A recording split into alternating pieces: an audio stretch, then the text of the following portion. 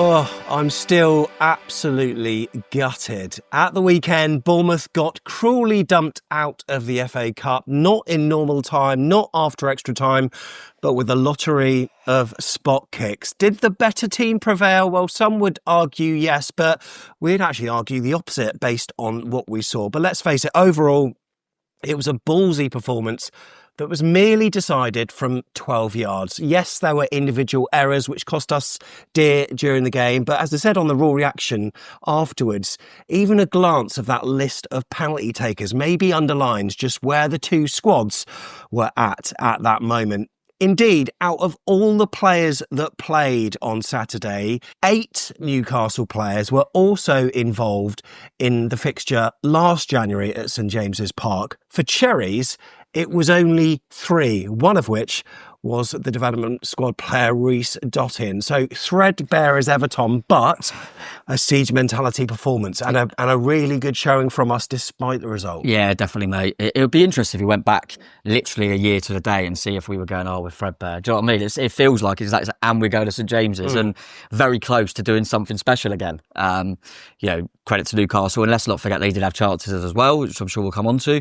I probably think, you're always thinking, I think we deserve that, and they scored late in normal time, but probably was a game that was fair to be decided like that. It's just a shame we couldn't go over the line, mate, and as you say, they definitely had, I think it was Harvey Barnes was like the 8th penalty taker for them. We had a centre-half in the top 5, so it was always going to be a struggle, mate, but really proud of the players, really proud of the performance, and like that we were just, we're a bit threadbare, let's just go for it. Yes, there's going to be errors. We're still conceding loads of goals. Don't know how many we have to score to win a football match these days, but we're still causing problems, and forget the injuries, forget all that stuff. We've just lost our best player who had a good weekend as well. Yeah, he did. And we still look like we could create and hurt teams, and a very good team as well. So more positives than negatives in the performance for sure. I would say so. And with so many different personnel, a changeable workforce, we know that it's never going to provide the same output. But with Iraola, the siege mentality, when it's needed, it can certainly help to make up the difference and get some big results. We were just a spot kick or 2 away from that. But those penalties, for some, if I had a brief look on social media, which I unfortunately did at full time, it almost erases everything that goes before them. I find it mad, right? How you can have opinion after 120 minutes, but then a number of spot kicks later, player X, who was pretty solid, was all of a sudden shit. Player Y, who was effective in the link-up play, is all of a sudden a huge waste of money. It's important that this is a relatively calm take, I think, isn't it? Yeah, no, absolutely, mate. I think it's a difficult one. And, the penalties themselves, I think, my opinion is always, if you get into a shootout, every single one of them players you've got can score a penalty. Yeah.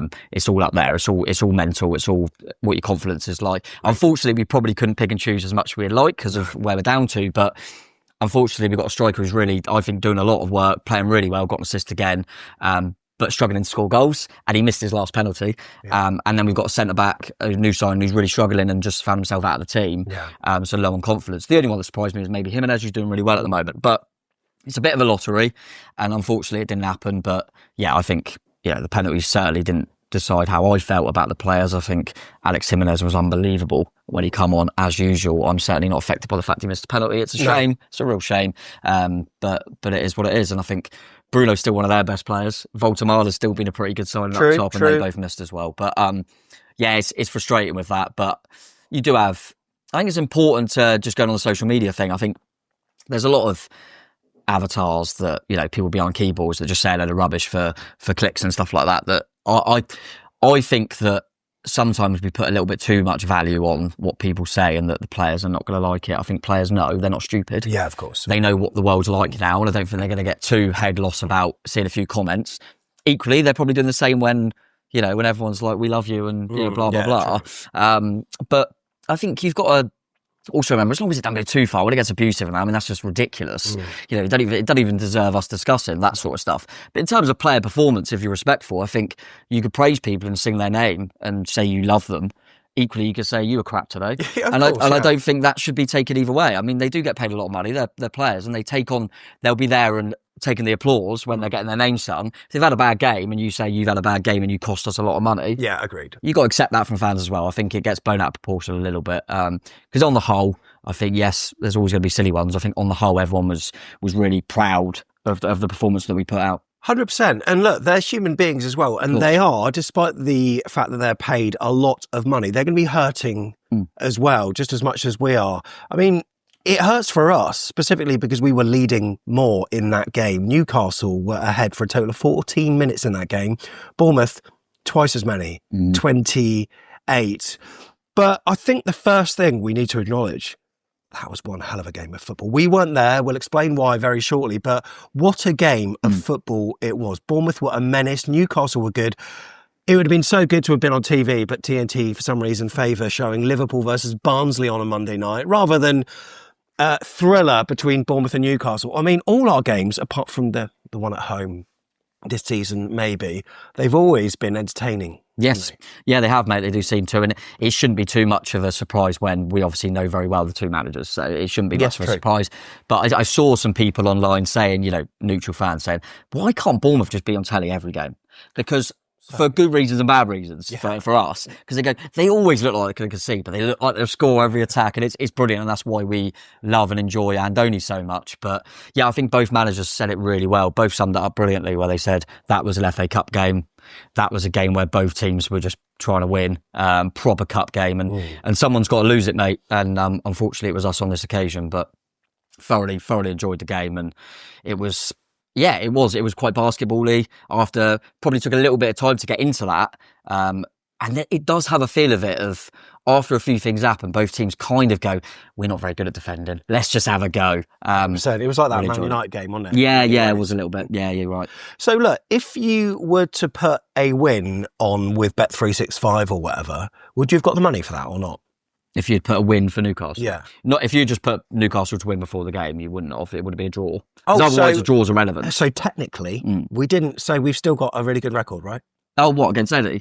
Yeah, he beat a Carabao once. Yeah. I mean, he could point to in cup games, he's undefeated. Yeah. But we don't count it because I won the league. But no, I think you have to put a draw. But I think you can specify win over, win the tie or whatever. Look, we need to talk about Newcastle well. I mean, what did you think of them? Because over the last few fixtures, they've not been overwhelming. They've not been underwhelming. They've been whelming, which is right in the middle. But they've just got the job done, haven't they? Yeah, they're strange about it. I think I said in the preview building up to it that what surprised me watching them a little bit this season is it doesn't look as much like an Eddie team. No. And I think I said that they've done it again technically in extra time, that they seem to concede late goals, sit on leads a little bit, which is not what I remember from Eddie Howe. No. Maybe I think I alluded to the fact that maybe he's a bit too loyal with certain players, but in this one, I would, I don't want to judge him, and I'm sure Newcastle fans won't either. But a few players that I thought, they're getting their opportunity, like Visser, I just thought was rubbish. So, maybe that's why sometimes he favours kind of older heads. But they've still got enough quality in there, and they still could pick you off. And it's consistency of players like your Harvey Barnes, like Anthony Gordon, where sometimes they're explosive and you can't handle them. And then other times you think, I didn't even know he played. Yeah. Right. So they're a little bit indifferent at the moment, but it's not a bad habit. I'm not being funny. They're in the semi-final with the League Cup, and obviously they won it last year. They've found a way through against a Bournemouth side that play well. They're going to advance in the Champions League, I would have thought. And they're 3 points off fourth in the Prem. So if you just looked at it with numbers and with the list and that, without seeing a game, you go, God, Newcastle's doing well again. It's weird, isn't it? He's not putting his eggs all in one competition basket, and maybe they've done previously. And particularly their back line, you can see the depth a little bit more now, because I looked at their back line and thought that's strong. They've got no Dan Burn. They've got no, what's his blooming name? Fabian Schär, not there either. I think, obviously, sadly, Livramento went off. Yes, of course. Lewis Hall's had his injuries. Trippier's had his injuries. Botman's only just come back, so they've had a few injuries still with as well. And I think the squad's probably stronger than you realise. As for Bournemouth, it is pure Andoni ball, though, right? Since the start of December, get this right, in our fixtures, we've scored 4, 1, 1, 2, 2, 3, 3. We've just won one of those games. Unreal. Tried really hard not to repeat the same phrase. But I'm trying not to do the summer one. So my little line at the moment that I keep using is, and our Andoni ball has not changed. His defence has. Yeah. And that is, I think if you have to sum up everything in one thing, I think that's the best way to do it. We're still exactly the same. And I think, I can't remember who I was discussing this with, but when you look at an attacking team, you always think, oh, they need loads of attackers, like sign good attackers. I think it's the opposite. I think the way we play, we'll always score goals.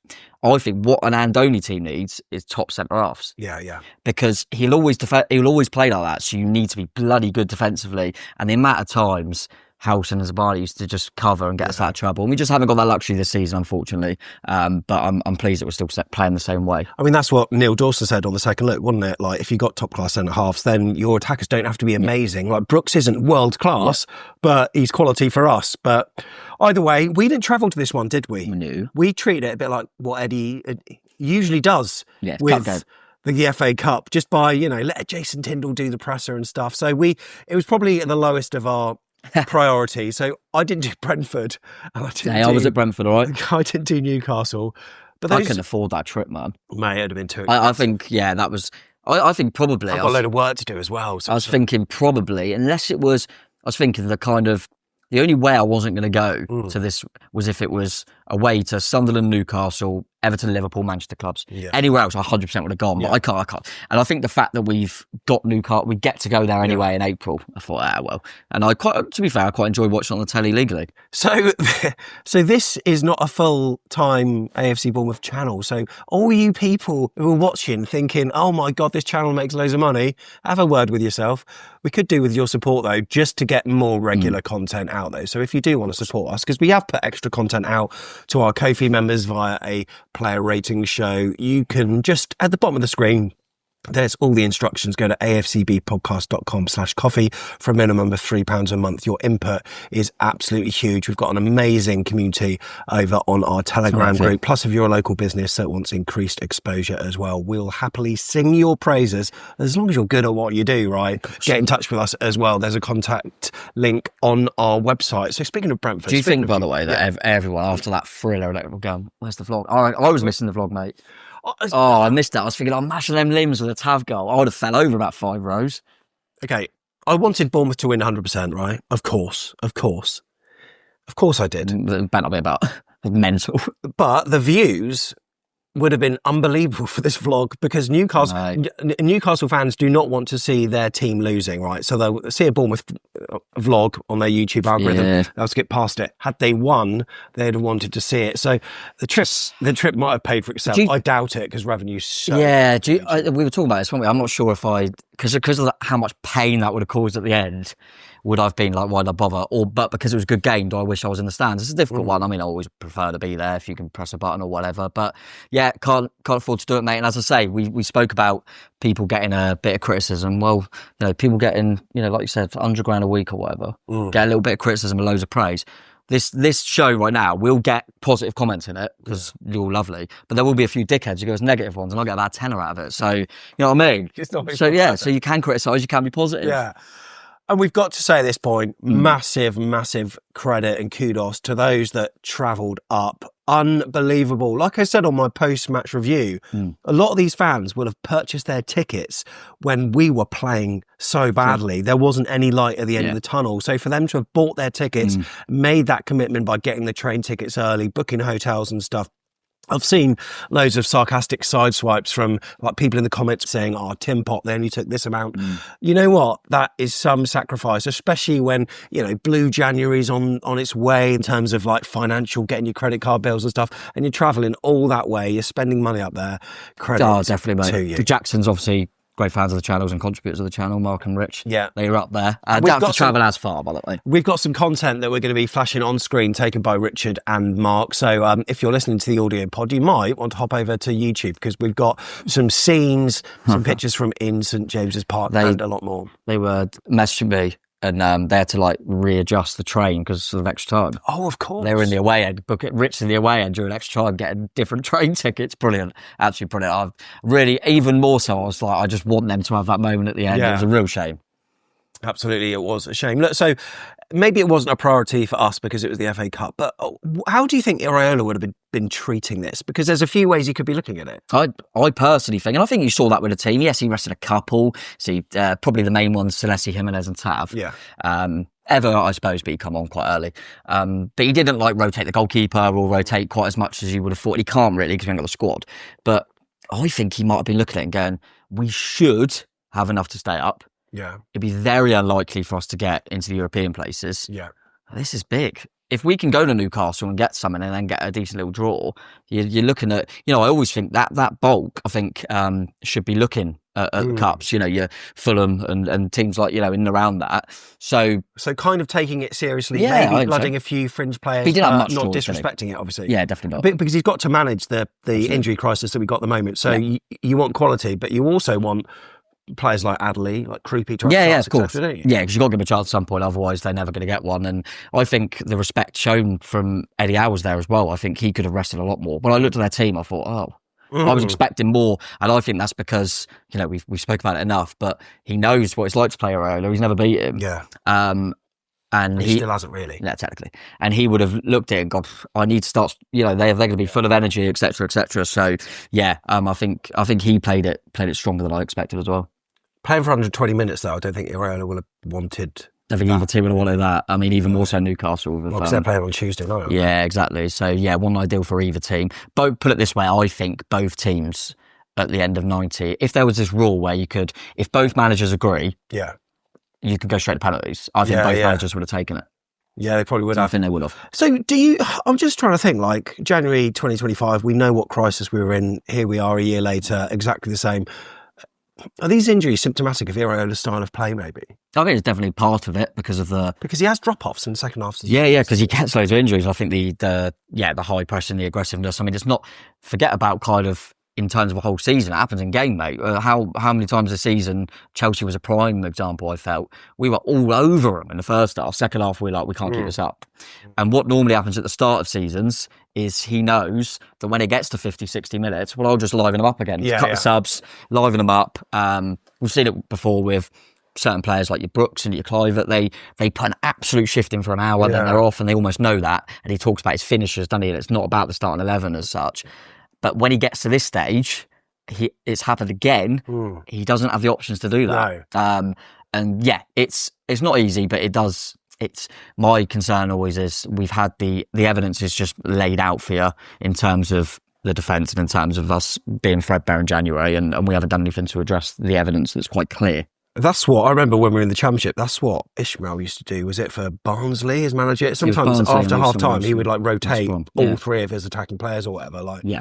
Yeah, that's what Iraola does as well. And there are some positives and negatives that we'll need to be touching on during this game. So if you are awaiting for, some talking points about Alex Scott, Evan Nilsson, Petrovic, Diakite, maybe a few others, hold your horses, because we'll obviously just need to talk about them within the chronological moments of the game, which we're going to go on to, because there is so much that I noticed the various highlights package didn't even cover. Like on the BBC highlights package, they didn't even show the 2 disallowed goals, which is absolutely crazy. And there are other ones that didn't show certain big chances as well. But what a good game of football. And Tom, you made the point just beforehand that, look, whilst it is really unfortunate that we're now dumped out the FA Cup, after that Brentford game, we've responded, haven't we? Yeah, I think the Brentford was... I know it's only one win, but we have. Yeah, no, we responded in performance levels. I think the Brentford one was the first time I think I even said it. I thought, this doesn't look like an Andoni team. What's going on? What's happened? Really concerned. And since then, what was it? Chelsea played really well, got a deserved point, I felt. Played really well against Arsenal. Unfortunate to lose the game. Beat Tottenham. And then we've played really well. Technically got a draw in this game and just lost on penalty. So the reaction's been really, really good. So that's the main thing. I think we said after the Brentford game, take defeats, of course you can, but it's when you don't recognise the team, and that was the only game. And the fact that since then the fixtures have been hot. I mean, I'm not being funny, mate. After that performance at Brentford, I'll turn to you and go, we've got Chelsea, Arsenal, Tottenham, Newcastle. We've performed really well in all of them. I actually can't take. I think our worst performance was Tottenham in all 4 of them games. I think Chelsea were better, Arsenal were better, and Newcastle were better.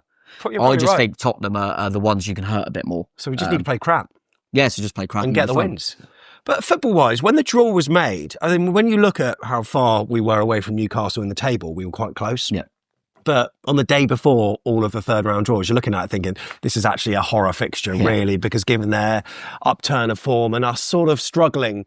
I think if it was at home, it would have been a little bit different, maybe. Yeah, absolutely agree. St James's Park factor is always difficult. And St James's Park was Of course, we just need to give our thoughts and a shout out to Kevin Keegan. Not that he's going to be watching this, but to all the Newcastle fans that obviously love and adore him. There was a huge tifo. Yeah, nice. Mark Jackson took some video content. He was diagnosed with cancer recently, but hopefully he can make a full recovery from that. But obviously, all of the thoughts are with him and all of the Newcastle fans. Saying that, because obviously Keegan was very known for them like attacking football, and it was always mental games. Since that diagnosis, and obviously everyone's been kind of, sending their thoughts to him, they had that 4-3 thriller against Leeds, and then they've just had a 3-0 against Bournemouth. It's like, they're playing the Keegan way. But yeah, obviously thoughts about him, mate. What a legend.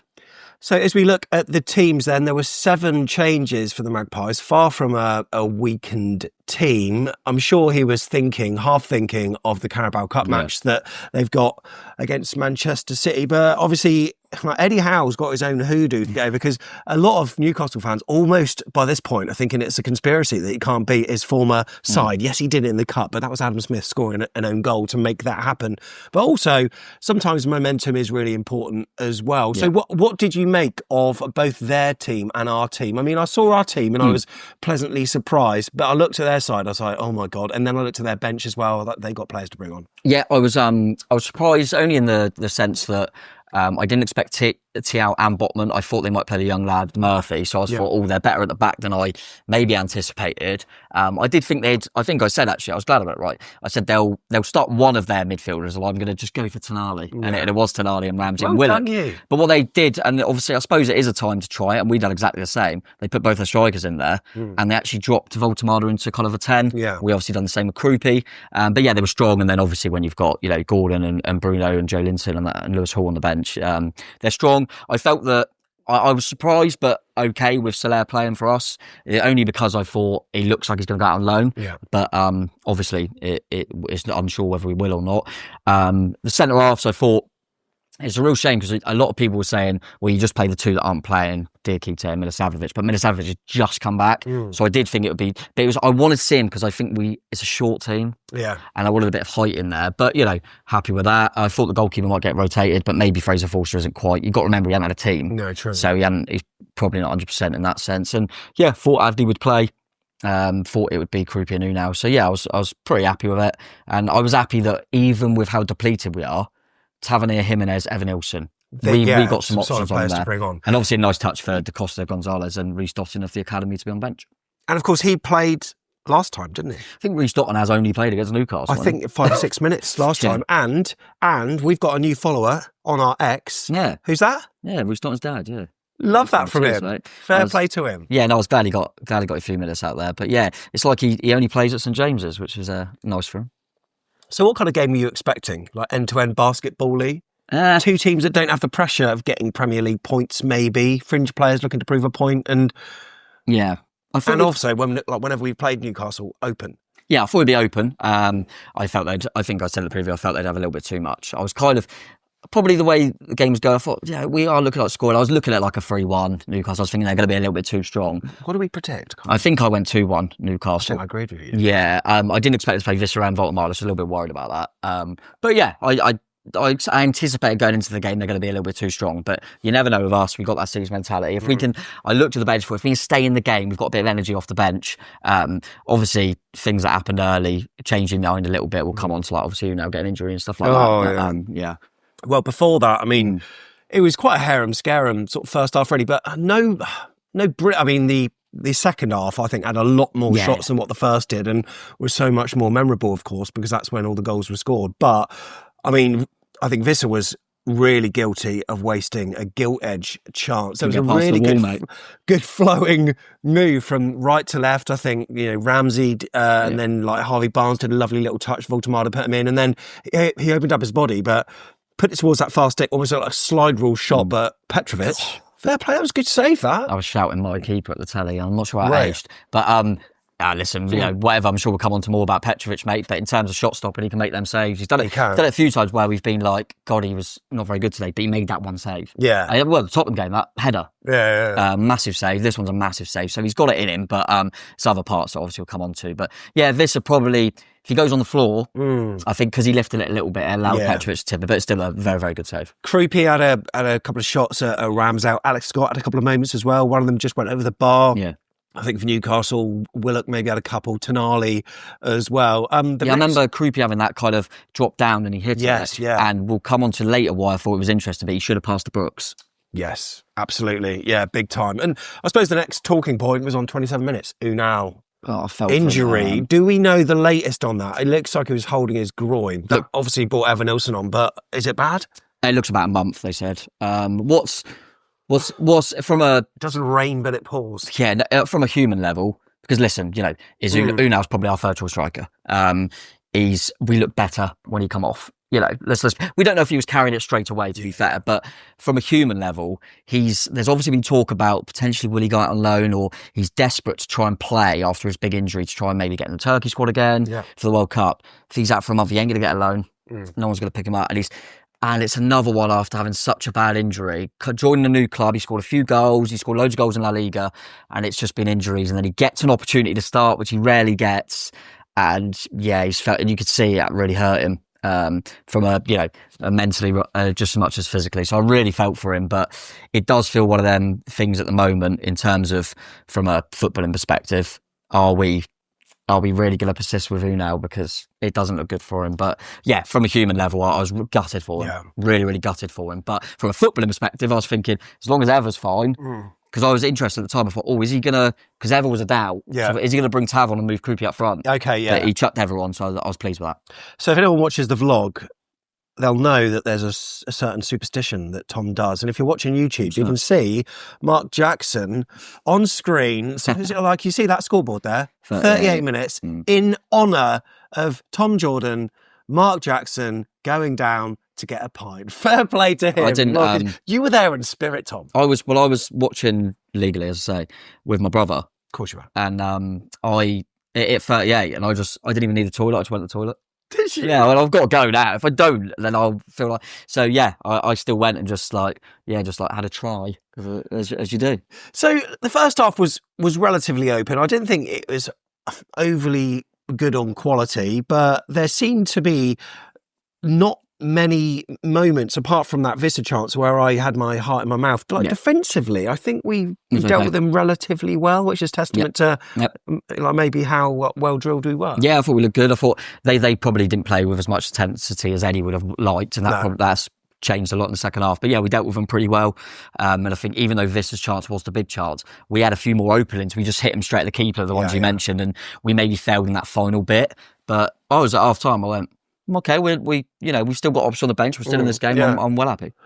But the second half didn't start overly well for the Ches, with Harvey Barnes scoring 5 minutes into it on 50. Slipped in by Voltemada. Could Hill have done a little bit better? Yeah, maybe ball watched a little bit. It's a really good pass and a really good run. The centre halves looked a little bit too far apart for me. It reminded me of the Tell goal for Spurs, where I think Smith and Hill crossed over a little bit. There was just a little bit of confusion as to who was where. Yeah, it was Hill and Himmy against Tottenham, and Hill and Smithy this time. Yeah, maybe it was a little bit of that. Like you say, it's a difficult one because it's a nice little slip ball, and he finishes it really, really well. And Harvey Barnes is a good player, and I think after this performance, I've seen him enough to know he's a good player. But he got the winner against Leeds as well, during their recent league game. Get him on the plane. Yeah, get him on the plane. I like him. We could have equalised though only a couple of minutes later, where there was a Newcastle United defensive blunder and it fell to Evan Nilsson. Massive chance. He opened up his body, but it was straight down Ramsdale's throat. I mean, this here is reminding me of almost Dom Solanke in his early days. And we said it so many times on pods and StreamYard things and all sorts. When Dom had too much time to think about it, often he would do things like that. And I don't know, with Evan Nilsson, it's like he's very instinctive, and some of his link-up play is absolutely superb. But when he's got too much time to think, that's where it all unravels. He should have scored that, and everyone is saying on social media, like the commentator did as well, should have done so much. Should have done better. He's a striker, and I totally appreciate the kind of calls for, he's a centre forward, he doesn't score enough goals, he should look more potent in them areas. And then and then you flip it and you go, because I think everyone agrees that we're a better team when he plays. Yep. The work rate, we don't need to go on about it, but his link up, we look so much better. He gets that. Put it this way, you could say Unal, say on one-on-one, just say, for example, he could score that, but Unal wouldn't have got that chance. It's the way Ever presses, the way he makes it so much harder for. I remember in the Tottenham game, I think it was him and Krupi come off. Yeah, he definitely come off and Unal come on. And suddenly, I'm right behind that goal. The centre halves had more time to walk up the pitch. And I was like, because we haven't got Ever there. But equally, I'm totally happy to say that he should be doing better when he's one-on-one. 100%. He's got to, so it's such a shame. But I do think if he was as clinical as he is good at everything else, he wouldn't be at Bournemouth. I think maybe there is an argument for Kruppi and Ever to be on the pitch as much as they can. I mean, that's probably going to happen given our injury crisis over the next few games, I'm sure, because Kruppi can obviously score goals, take the pressure off a little bit. We're maybe overly focusing on Ever. Yeah, and I wonder if sometimes we can look at, because obviously Kruppi's been playing just behind Ever. Can we flip that in game a little bit? Yeah. Because Ever, I feel like that could work. Well, he does the hold-up play, so why not? Why not? Well, he did score, though, Tom, 3 minutes later. Yeah. I know. If you watched Match of the Day, you wouldn't necessarily have known this, but good drive and run forward from a hill, and I think he fed Kruppi. What I liked about Kruppi, I mean, I don't actually think he was that brilliant in this game. However, he just gets the ball and has a shot. Yeah. That's the first thing he does. And Ramsdale should have done a lot better, but Ever was just offside. But a nice little scoop, and then he just tapped the rebound in before the linesman put his flag up. But you know what? Watching on TV, obviously, it depends if you're watching like muted or whatever, because I was at the time, so you can't see the linesman's flag on there. And I thought, we've equalised. And then you could see with the lack of celebration that he was off. I'll tell you what was nice, though. You probably realised in, about 5 seconds that he was offside? That you probably realised, the flag's up, he's offside. Yeah. I certainly know. We didn't have to wait 5 minutes. So that was. Did you not enjoy it? Oh, I loved it. Watching loads of FA Cup games, bloody loved it. Yeah, absolutely. Yeah, really nice. Is that another change of rule then? Because I remember... 5th round it comes in. Previous games, I'm sure it was like just Premier League teams that have got the facility that could be done from the 3rd. It seems like they change the rules all the time. To the 5th round, and I think as part of that, they go, all the lower teams will be out, so it won't matter. Yeah, what I want is Macclesfield to get the 5th round. Come on. Go on then, get them VAR. Yeah, that's fair. Look, so this is where one of our talking points maybe comes into play, and this is focusing on Petrovic. So we might have to mention other moments, of course. However, a few moments in this game where he came out and flapped a little bit. I remember them having the ball over the top on the right-hand side where he was almost seduced out of his goal, and from the resultant corner that happened, they then hit the bar through Botman, I think. But Petrovic in that game, it's proper Jekyll and Hyde performance. It's like that all the time, mate. It's difficult because you feel like you've got a bit of evidence from the start of the season that he's a bloody good goalkeeper, and Chelsea fans say it as well. And then there's like, and I remember at the start of the season being like, he's command, and for me, I'm trying to be, it's just confidence thing. It's just a confidence thing. We'll get back to it. But he's made a world-class save in that game. And I don't know what he was doing. He feels like when he comes out, he's never... I'm 100% coming out, I'm 100% staying. He's always in two minds, and that shows. Is that because obviously when he was playing, well, he wasn't playing last season, but like say, like if he was playing last season, you've got a world-class defensive back 3-4 or whatever, and maybe there's just a bit of uncertainty with the players who are in front of him, perhaps. Yeah, perhaps, but yeah, he's got. But I think he's still. But it's happening too often. Yeah, and I'm sure he'll still be looking at his own performances, thinking it's happening too often, and goals are getting past me too easy, and I'm making rash decisions that I wasn't at the start of the season. So hopefully he can address them, because if we're honest, I don't think he looks, we've let, whether he's the answer or not, do you think that he's 21 million better than Mark Travers? I don't. So yeah, he needs to sort a few bits out, but yeah, fortunately that one didn't go in, and like I say, he did make a good save in the game. But yeah, it was a weird moment, and it does feel, like you say, every game you're getting a weird moment. We might have to talk about his penalty incident a bit later on. However, enough slander for now, because he played his part in our equaliser, right? Long ball, and I think there was some kind of pressure from Adley on Thiaw. And then the ball fell to Ever, who just sits in those pockets really nicely. He mopped up and then played it square to Brooks, who then returned it to Ever, who carried on his run. And he made a diag. I wasn't sure whether it was a shot or what, but there was probably always going to be an AFC Bournemouth player there. And Alex Scott, well, we need to talk about Alex Scott, and we will wax lyrical about him. So stay tuned for that. He deserved that goal, but an easy tap in, 1-1, mate. Happy days, limbs. And I like the fact that Scott's there, because it's you're in a kind of two with Cookie, and obviously he's got a bit more licence. Would have been easy not to make that run. So I really like if he can add that to his game, do you know what I mean? Just arrive in late, because he can finish. And obviously this one was a nice one for him. He just made the right run. Really pleased for Ever to get some sort of number in terms of an assist. So that was good for him. But like I say, it was a long ball from Petro. Not that his distribution was brilliant. That one managed to work from pressure from Adley, who, to be fair to him, that side of Adley's game was pretty good. Yeah, it was. And it wasn't long before we actually took the lead, 68 minutes. And Soler, which again, we'll talk about him now actually, but he put Brooks in just with the ball over the top. Great run from Brooksy. Initially, he sort of made the wrong decision, tried to play in Ever, He was making the run. However, then he cut in with his right foot. I was looking at Krupi at that point in time thinking, play it off to Krupi. He didn't. But then he sidesteps the defender and then with his right foot, another strike from outside the box, just caressed it in the bottom corner. What a goal from Brooksy. And if you're watching YouTube, Mark Jackson captures the scenes as we take the lead at St James's Park, not for the first time, but really pleased for Brooks, but also nice little moment for Soler as well. Yeah, lovely ball. It's a real shame. But not an assist. Yeah, he won't get the assist because Brooksy played the pass and it rebounded back to him, but lovely little ball over the top. And Brooksy, I think they spoke about it after because obviously he was saying he gutted we lost, but his best mate's Aaron Ramsdale, wasn't it? So nice for him to put one. He'll put one past him because I forgot that. Yeah, I remember him in the Hagrid and all that at Brooksy game. Yeah, so Brooksy would have been happy saying I scored my weak foot. But what was interesting all the way back to when we spoke about that Krupi chance in the first half where he hit it straight at the keeper. Brooksy was fuming that he didn't pass to him. Oh, okay, and that time he should pass to Krupi. Yeah. And it's like he's gone there. But what surprised me more was that he didn't pass because it was on his weak foot. I couldn't believe he didn't pass. I was screaming to pass a Krupi, but hell of a finish, mate. And Brooksy again, not so much saying Jekyll and Hyde because that wouldn't be fair. No. He does so much good stuff. I love him. And I just think, imagine if he just had that, that physical attributes of pace and power. Well, he's got a bit of pace. He's got a little bit about him, but sometimes I just felt... I love him, man. Oh, but technically absolute quality. Great finish. Celebration? Chicken? I'm not sure about that. Did you notice it? Yeah, I did. What's that all about? I don't really know. Why did you call it a celebration when it should be called a celly? Celly, apparently. A nice little celly to the away fans. But yeah, no, it was a great moment, a great goal as well, mate. So, yeah, Soler, he was the one that played that pass. What did you think of him? Because obviously, replacing Truffert, who's been fairly solid. There have been some underwhelming performances at the start of the season. He overwhelmed somewhat, but I think that he's been okay for us. And some boots to fill. But I thought he more than coped. Yeah, I sort of worry about his physical attributes sometimes, thinking he could be a bit lightweight, but it didn't seem to be, and quite agile as well. Yeah, I think it's easy to, obviously because of his stature, you think all physically, but you didn't notice it in this game. He looks about 12. Yeah, he does, yeah. But why is it when everyone says you want to make someone sound younger than they are, you always say 12? No one ever says 13 or 11, do they? Yeah, or teenager. But yeah, he didn't get done physically, I didn't think. I thought he'd done everything pretty well. I'm not calling him for Truffert to be dropped at all, but he needs competition.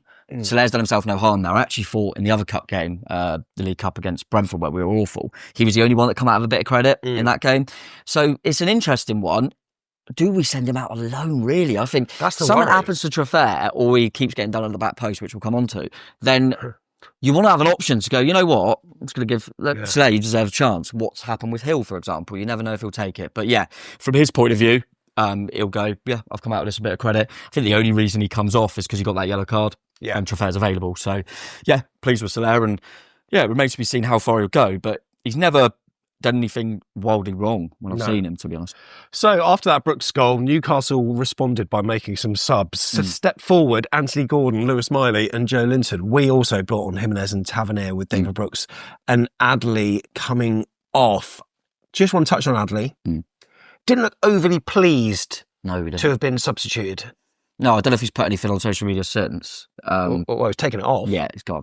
I don't really know what's going on. However, I don't mind him not being. People saying he looks a bit petulant. That maybe he is. I don't know the guy, but I don't mind him being annoyed that he's come off. Oh yeah, That's a good thing. I think he's probably thinking, I'm doing all right here. We're beating Newcastle, and I'm still bloody coming off. I'm doing. He's an attacking player, so I appreciate. He's got to do more. He's got to do more. His final ball, not good enough. Is he who I thought we'd got when we signed a player for 25 million from Bayer Leverkusen? Absolutely not. He's not good enough. There's a reason he's playing in this game because he didn't get in the Morocco squad. Yeah. So loads of things that I don't think he looks like a 25 million pound player. However, if you want to look at all your stats and stuff, Jules won defensive recoveries. That he battered everyone. Yeah, he did. Yeah. So what I will say is all that. Even if you don't want to go too deep into that, what it does show is that he's got heart, he's got desire, he's trying everything. And we've said this a few times. He never shirks responsibility of putting in a shift. I agree. I think he's got a little bit of a, you don't mind it if it's on your team, he's a bit of a S-house in terms of he wins so many fouls by being a little bit... You're such a pro. I said shit earlier on, and then you're saying S-house. But he goes down well easy. He tries to win fouls and that, but... He also runs into players' elbows. He does do that a little bit. But it is an interesting one because this was his opportunity to do a little bit more when he got the ball. You can't argue with the fact that he works hard, but yeah, it wasn't quite happening for him. It's a shame he couldn't just pump one in or something. I think when Tav equalised, he was celebrating with the boys. So I think that, but there seems to be something that's happened on social media whereby a lot of his AFC Bournemouth based content has disappeared from his Instagram. I don't know what that's all about. I'm wondering whether some Bournemouth fans have been dicks. Probably, yeah. And sent on his him messages or tagged him or doing all this stuff. I just... not sure. I don't know. Is that the temperament of player that we really need? If he does that, should he be able to handle that, or could it be that some of these comments have been so so cutting that he's just like, oh god, I hate that. It's very, very difficult to know without the complete context, isn't it, mate? But taking it from what we've seen, I think I don't mind him being annoyed that he's come off, but then still celebrating the stuff with all the players. And he probably was a bit of him, when we're scoring and he's happy. He's probably thinking, I've got more chance of starting if we get through to the next round. Yeah, because I'm playing in cup games. Yeah, that's true. He wants to play football. And equally, he might have, we're just going off. He looks annoyed to be taken off. He might be annoyed that he hadn't done enough to stay on. He's annoyed himself. Yeah. We don't know. But listen, he needs to do a little bit more from an attacking sense. But all it takes, mate, is he probably won't start the next game, but him coming on, making and scoring a goal, and suddenly his confidence is up. And so. This is not convinced yet, but let's see. I think some of the people on social media need to remember the players that initially started off bad, but then turned into really good players for us as well. So just, try to remember that. Yeah. But I suppose underdeveloped brains have got short memories, haven't they? So never mind. The pressure was building as we tried to see the game out, though, and this is clear on the attacking momentum. So you've got 4 chunks here, obviously the 45, the 45 and then the 215s. But as you can see, Newcastle were turning on the pressure. Like you say, Soler came off and Truffert on, maybe because of that yellow, like you said. Newcastle did put the ball in the back of the net, which I completely forgot about, but it was disallowed because it was offside. Do you remember that? Yeah, wasn't it similar to our one where it was a rebound? Yeah, very similar. Petrus made a save and then the flag went up straight away, didn't it? So that was... But apart from that, I thought we dealt with them felt comfortable pretty well until I mean, not how many minutes was it? Was it like 4 minutes of injury, 5 or something? I can't remember. Well, by the time the penalty was taken, yeah. And then, unfortunately, we conceded a pen, and that was when a ball was played through. Voltemada, I think he left it. It was an intentional dummy to then have Tonali collecting it. I thought he was going to shoot first time, but he didn't. And then he took it around Petrovic, who advanced out of his goal.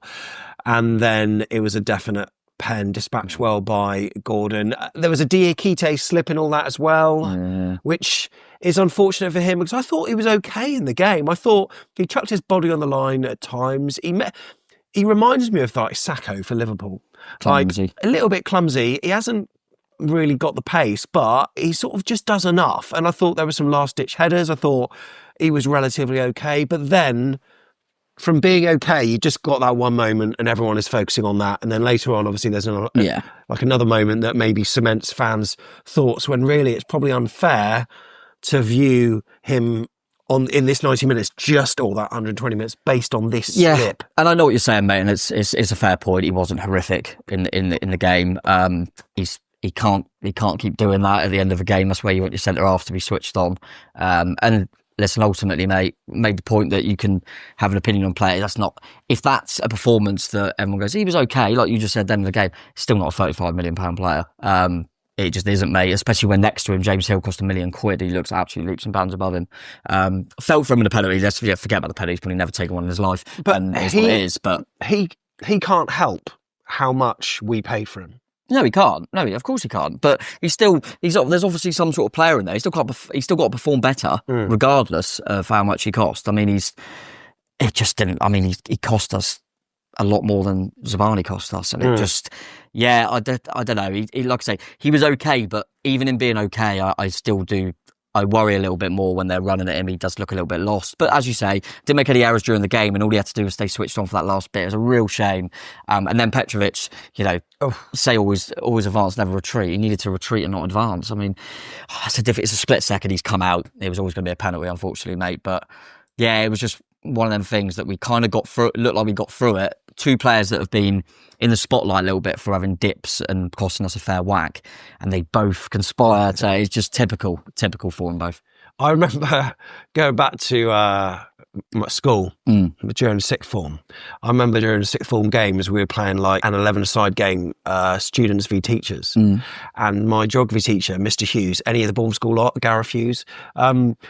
And I did a dummy like Voldemar did, and he slipped exactly like Baffo did, but he did his back in, and he was off work for the next 2 weeks because of this dummy that I did. Does that mean not 2 his weeks back without was Baffo? in agony. Yeah. Well, yeah.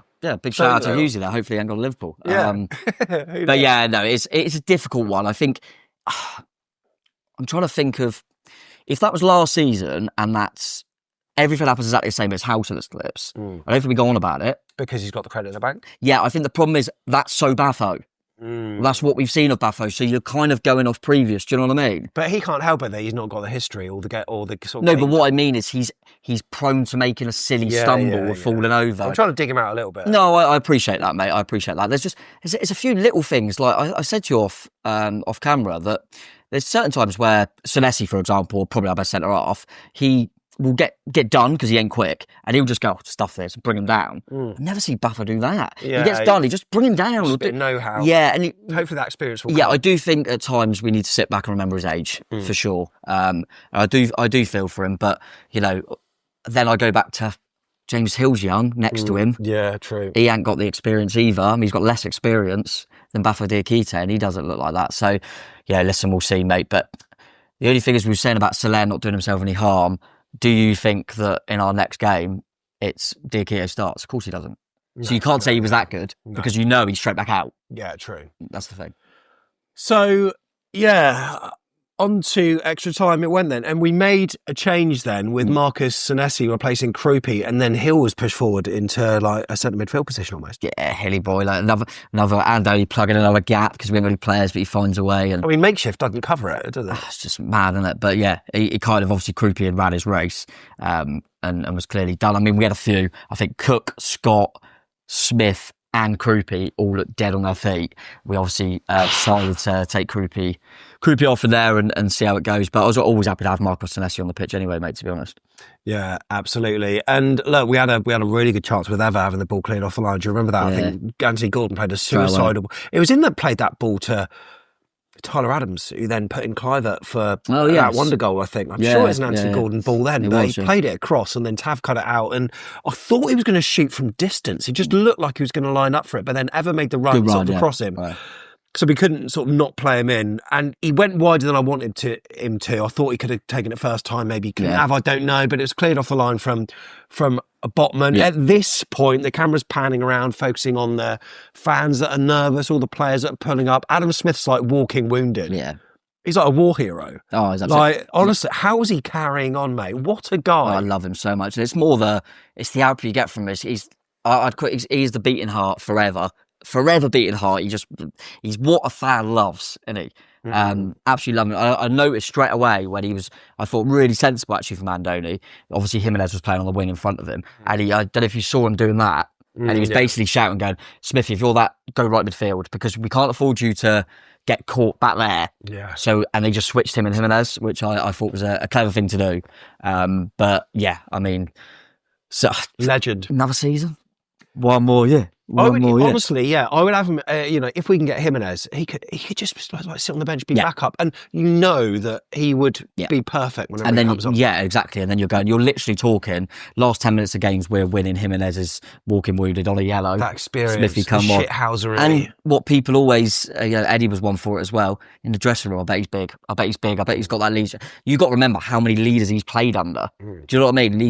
And I just love the guy, mate. Was he absolutely perfect? No, of course not. But I tell you what, doesn't he give us all? Bloody love him. I absolutely love him. We need to talk about Alex Scott. Because this guy, I think he came off on 112 minutes, so 8 minutes from the end, but he was absolutely dead on his feet. But my God, during the game, I just thought he was superfluous on the ball. And there were a couple of moments within extra time. He played a stunning 40-yard pass to Jimenez, who was running through. And I thought, oh my God, we're going to score and get the winner here. Jimenez didn't really know what to do. I think he was just the whole time he was going, I need a pass, I need a pass. And then in the end, he almost tries to play it through Ramsdale's legs, but Ramsdale was wise to it. But what a ball, what vision. And then he had a great chance where Jimenez, it was like roles reversed. Jimenez was then marauding up the pitch. He goes through a couple of Newcastle players and Alex Scott finds some space, not dissimilar to kind of where, Visser was in the 5th minute. And again, he opened up his body, but this one just went down Ramsdale's throat. He was knackered, wasn't he? I thought what was interesting is you could see Andoni debating bringing Remy on just for some legs. And as soon as Scott missed that, he done it. And it was kind of like, his legs are gone. But Alex Scott, mate, if we dip it into him now, best player on the pitch. Best player on the pitch. That's probably his best performance. Yeah, I think he's had a few lately. But you're probably right. The work he had to get through, we all know what he's good at, but even from a defensive point of view, I think he's been superb. Him and Lewis Cook have only played together recently. We normally have always had an Adams or a Christie in there, even to have sometimes. So they've done really well, but he's been everywhere. He's done everything perfectly. All over the pitch defensively as well. Yeah, just he's brilliant. So I was so pleased for him. And the only player, if there are Newcastle fans still watching stuff, I will give a shout out to Tonali, who I thought was their best player. I thought them two in the middle of the pitch, ooze class, and both teams had a quality central midfield player in there, and that battle was really, really good to see because they were two proper footballers. But what Scott's getting through in a game, and then also nearly 120 minutes is. I'm loving what I'm seeing for. We've been saying last season, haven't we? We just a little bit more, and we're starting to see it. And I think Neil mentioned it on the thing, maybe it is a little bit retreated. He's still making them runs in the box, hence him scoring, but maybe not having, when he was in a 10, I felt like we were too focused on him beating players. Yeah. Maybe going back to basics a little bit is helping him. But I thought he was absolutely exceptional, mate. My personal man of the match. 2 minutes from time, though, Harvey Barnes, 2 centimetres shorter than Truffert, managed just to outjump him. But it was a Joe Linton cross, and at the far post, Newcastle go 3-2 in. That is where I was focusing on Truffert, thinking, we've talked about his defensive fragility when it comes to crosses, sometimes getting done at the back post. It's quite difficult because he's trying to get his feet in the right position. You can see that he's kind of retreating. So then to jump in the air is sometimes difficult from a player that knows what he's going to do. In Harvey Barnes, he knows he's going to spring into the air. I think I don't want to judge Truffert on that, but sometimes you just think that it's happened too many times to be coincidental. Yeah, I think, I've caveated it so many times, but I still seem to get a few comments like we're being harsh on Truffert because... Milos was the same, wasn't he? Yeah, I do always caveat it that I think he's been a good signing. For the money he was spent, I think he's been a brilliant signing, actually. And I think he's a bloody good left-back and he's only going to get better. And also, I've had to write some bits for the Brighton and Hove Albion programme. Yeah. And I've said that he's been our standout signing. Yeah, exactly. So, caveat with that all the time, mate. I think he's been really good. But the only thing I've been saying is he's getting caught a little bit, and then literally the next game he doesn't play for long.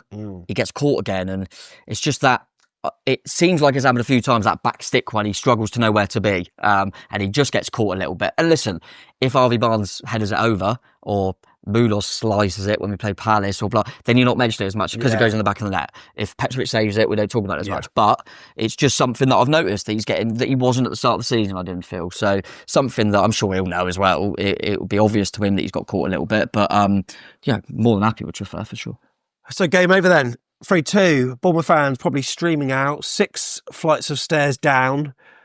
And then there's a murmur. You was probably watching the same stream as me. So the commentary was talking about how Bournemouth have lost it and how Newcastle are going to progress. I always love it when a commentator says, and the winning goal when Harvey Barnes scored, and it's not. And then on the right-hand side, Jimenez driving forward again, and how Tavernier got there. It looked like there was Ramsdale and 2 Newcastle defenders that should have won it, but he just stuck a foot in and poked it home. And Tavernier really deserved that, because I thought when he came in, I thought he was so good, and he really added that energy and a bit of class, I've got to say. Scapegoat again, ole. Scapegoat again. I think people have made their mind up, certain people, but I think if they're honest with themselves, they all want him to come on. Sometimes it's more important to be right, yes, than to just admit, because the Taverniers. And then what I liked is shows Andoni's class again, because when we looked at the teams at the start, I thinking, okay, I see what he's done in terms of leaving Jimenez and Tav off the bench, because if we're in the game, because that's what I thought, if we're in the game, and it epitomised itself in the 122nd minute when Jimenez is the one that drives forward, Tav's the one getting on the end of it. They're the ones with more energy, and I'd just perfect. I think Rambo should do better. I actually think he turns out being the hero as such.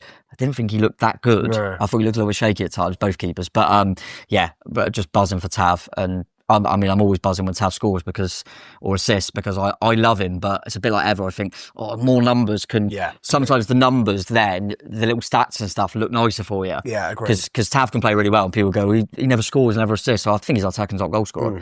Top goal scorer at the club, I believe. Has he got more than Krupi? No, he's probably not. I forgot about Krupi. I was thinking just Semenyo. Yeah. But... lovely way to take it, and I just couldn't believe how have we done that. I thought it was dead and buried. Beautiful. So if you're watching YouTube on screen whilst Tom's been talking, we've had a look at some of the match stats where we actually had a higher XG than them. Not that obviously matters, but also the shot stats too. We're now looking at the heat maps, which show, where you can see it as green in the middle of the pitch, that basically shows that it's such a counter-attacking game. The ball is going from one end until the other. A stunning game of football with a shot count, an overall shot count to match 24 and 22. Obviously, this was over 120 minutes, but my God, absolutely brilliant stuff from us. I was just thinking, not so long ago, Tom, only like a couple of seasons ago, that game would have gone to a replay and we'd have had it down at D Court. And just for these changing rules, just to protect the Champions League teams, it meant that we had penalties straight away. That would have fancied us. We'd have fancied, because they would have had to rest more than before. We knew that was the case, mate. And it was a bit of a lottery. I did, if you're looking from a technical point of view, I was thinking, for Newcastle fans, whether they know or not, our penalty taker is Justin Clivert. He's injured. Then it went to, if he went on the pitch, it'd be Semenyo. Who's just gone. So you're probably looking at Tav, who obviously does take the first one. And then the next one that I can remember taking a penalty is Evan Ilson. He's taken one for us and missed. So, and then you're just looking at defensive players. I think we only had two attack-minded players left on the pitch in terms of that, whereas I knew they had enough bodies. But it's still a lottery. Every single player can take a penalty, so you never know. I know that Harvey Barnes hasn't taken many penalties in his career. I know that he took one back in 2016 for Leicester under 23s or something. Right. But he's 1, 2, 3, 4, 5, 6, 7, 8. Their eighth penalty taker there. Harvey Barnes, who can score goals, let's face it, right? He knows how to hit the back of the net. So, and we've got two in our first five defenders. It's mad, isn't it? Yeah, we've got two in our, we've got a defensive midfield player, full-back and a centre-half in our first five. And we've had to, the whole back four have had to take, it is a shame. But listen, that's fair enough. And, some of their goal scorers, Anthony Gordon scores a penalty, Joe Linton scores a penalty, Lewis Hall scores a penalty, Lewis Miley scores a penalty. They were all subs that Eddie Howe made. Maybe there was a little bit in the back of his mind, who knows. What I actually kind of liked, I know it doesn't look good now because we lost the shootout, because Krupi was dead, as we mentioned, and so was Smith, for example. What I liked about him taking Krupi off was that he's going, I want to win the game. He wasn't, because if he's thinking about penalties, he keeps Krupi on. Yeah, true. I liked that with extra time, Andoni's still thinking about winning the game. Yeah. Rather than thinking about penalties. Yeah. I didn't mind that. It obviously transpired that we would have probably preferred Krupi, but it is what it is. Two people that you'd maybe expect to score. Voltemada smashed it against the bar. He's taken a high one before that just went in off the bar. And then Evan Ilson. And look, I want to talk about never wanted someone to score so much. Me too. The technique was very similar to that chance he had earlier in the game where he puts it down Ramsdale's throat. But I was just comparing him with, say, Harvey Barnes. I've got two screenshots to show you if you're watching on YouTube, because the penalty technique, it's so clear, it's so telegraphed almost.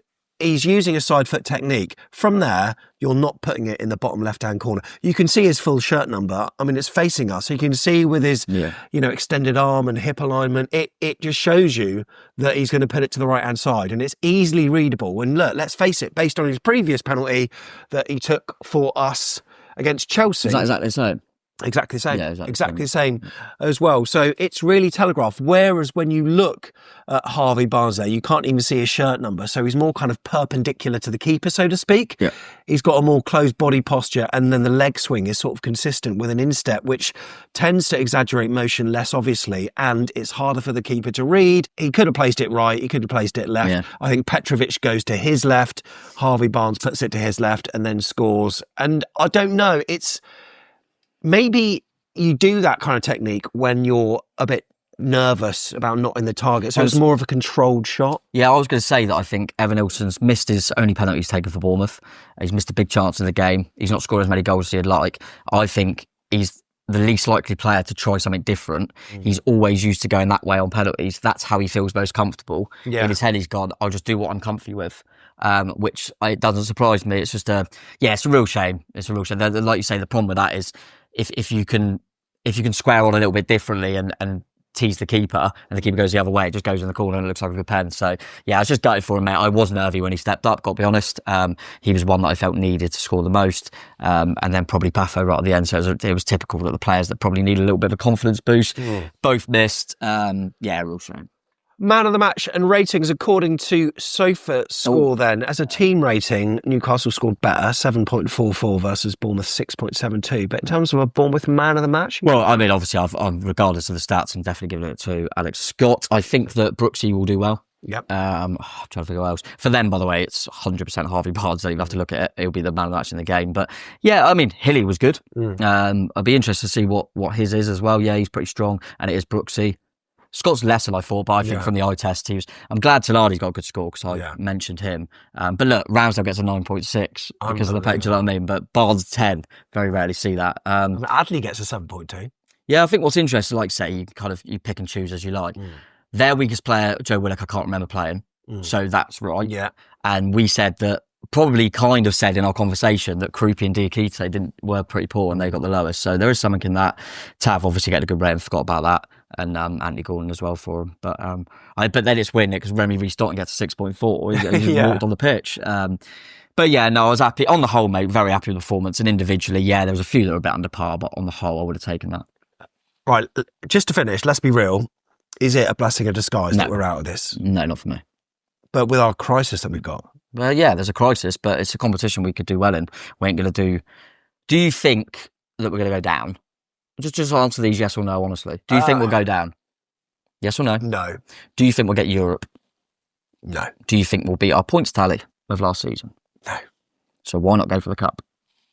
But I appreciate it's but when you haven't got the bodies in the door yet, you've got loads of injuries, you've got Newcastle away. There's the risk. I'm very risk-averse. But once it goes to penalties, if you got through that and you get a nice draw, suddenly we're all talking about going. Yeah. Do you remember last season? Definitely not to the extent of Newcastle because they're a much better team, but we were gutted because we got Everton away. Absolutely gutted. Last FA Cup game because as soon as we beat them, we got Wolves at home. We went, hang on, we could have a little cup run here, and we got City in the quarterfinals. They're not good. So their last game of the FA Cup lost, and then the first game of their new place lost. Missed every penalty, didn't they? Yeah. Absolutely tragic. Penalty, I think we need to finish on a positive, and there was a person on Vitals, I think it was Always a Cherry username, who said, I've now been to 6 away games this season, so I don't know which ones they are, but and been treated to 33 goals. Sure, I'd like a few more wins, but you cannot fault this team for spirit or entertainment value, and I'd rather follow that than follow a lot of our turgid Premier League rivals. It's an apt way to finish, isn't it? Yep, say that all the time, mate. Go back to previous managers and stuff, and I always say every time I'm feeling really annoyed after a game or we've lost, I just think, I remember how I felt previously, and I just wanted to be excited to watch our team and my brother said it to me. I was watching with my brother, obviously he comes when he can, lives in London, but he was saying to me that he remembers, do you remember he used to come like under the O'Neill days and that, and he was like, God. And now he's like, I just love knowing in every football we're in a game. No slander about O'Neill. Did you see his result this weekend? Yeah, was it like 6-0 or something? What a gaff. I mean, it was in the French Cup against some team I've never heard of. Yeah. In Gaz O'Neill, I love that he still managed to secure that clean sheet as well. Fair play to him. Do you see, by the way, it's just makes me feel old, right? So it's going to make you feel, old. Oh, all right. They were talking about Strasbourg on a podcast I listened to, and they were saying that, I think it was the game before O'Neill, because they were talking about how they got a young team. Right. They had no one in the starting 11 that was born before 2000. And in my head, that's not that young because it could be 25. But in my head, that's mental. I find it mad when I chat to people and they tell me their date of birth or whatever. I'm like, oh my God, you weren't there for the millennium. Like, it's weird. It's really weird. And you were probably there like on the piss at the millennium. Do you know what I mean? I was 18. I went to the Firefly and Firkin in town. Got absolutely, absolutely mad. But yeah, no, listen, we got to try and finish on a positive, mate. As I said, we've got that season mentality back that we know we've got. All the characteristics are there. The players are still fighting, playing for each other, playing for the gaffer. I'm feeling really upbeat after this. I'm feeling really upbeat. We've got we play Brighton next, but Brighton away, never win there. Then we've got Liverpool. Forget it. You all know, but forget Brighton. We'll beat Liverpool, lose at Wolves. You know that. But no, listen, it's positive performance. Really, really, really pleased with all that. We'll get some bodies in, I'm sure. So, that's another positive. He has mentioned that Christie could be back. Another positive, mate. And there was no VAR this weekend. Another positive. We didn't speak about the ref once. Another positive. God, you're right. Maybe VAR hurts them because it gets in their head. I've always said that, it gets in their head. And if you're going to lose to anyone, I don't mind you little Geordies and Eddie Howe. Do you know what I mean? So it's a weird one with that. You're gutted to lose to Newcastle now. I'm like, they win it. I was about to say, did you, because you've obviously got connections with different fans, influencers from different clubs. When we beat Spurs, did you do a little cheeky little text to Flav or not? Oh, no, I didn't this time. I texted him saying, there's no point in giving you grief, mate. It's inevitable now. Just beat him every time. Wow. I know that because they just lost to Villa, didn't they? And Catherine, Villa fan, was at the game and she sent him a little screenshot of a tweet saying, when did Villa replace Tottenham as a Big Six club? And by the way, ain't that a conversation, by the way? Just completely off topic. Probably should. Villa should be in there instead of Tottenham. They should, 100%. I agree. Newcastle should be in there as well. Love you all. Make sure you subscribe. Yeah, make sure you do. And look, if you want more AFCB conversation during the week from myself and Tom, Kofi is where it's at. So just want to re-emphasise what we said earlier on the show, that if you want to get on our Telegram group, which is the equivalent of WhatsApp, that is for anyone who donates monthly, regularly, just to support the channel for as little as £3 a month, because it truly, truly helps us. We've been having issues with my camera recently, haven't we, where it doesn't turn on. I think it's on its last leg. I need another camera at some point. Always looking for new equipment. Plus, we've got subscriptions that we always need to pay out for as well. Good chat in the Kofi as well, isn't there, mate? Good chat in the Telegram, sorry. Yeah. All it's the actually, and it's kind of... Good little debates in there, I like it. It is critical when it needs to be, but it doesn't get out of hand. Never gets out of hand. And it's not like an overly happy, clappy place. No, it's a good balance, I think. There's a good, different characters in there that make good points. There's like 250 people in there. Yeah, no, it's really good. And you'll get things from me like saying, oh my God, we're going down, we're absolutely rubbish. And then I was, at one point... We're winning it all! At one point I went, oh my God, we're going to Wembley. There you go. So that's what you get. So look, afcbpodcast.com/coffee if you want to be part of that. Just a minimum of £3 a month. If you want to do more, you can. But honestly, thank you so much for your support. It enables us to put out this content, 2 podcasts a week, a video nearly every day on YouTube, and plenty more besides. Thank you so much. Tom, it's been a pleasure. Pleasure, mate. Yeah, looking forward to it. Oh, we've got bloody Monday Night Football. We're on the telly. Yeah, we're on the twice next week, aren't we? Can't wait for that. Oh, lovely stuff. Have the chairs. You Reds. Just love you, Newcastle. We ain't son, it. Yeah, got to subscribe. Well done. Press that button. Yeah, press the button.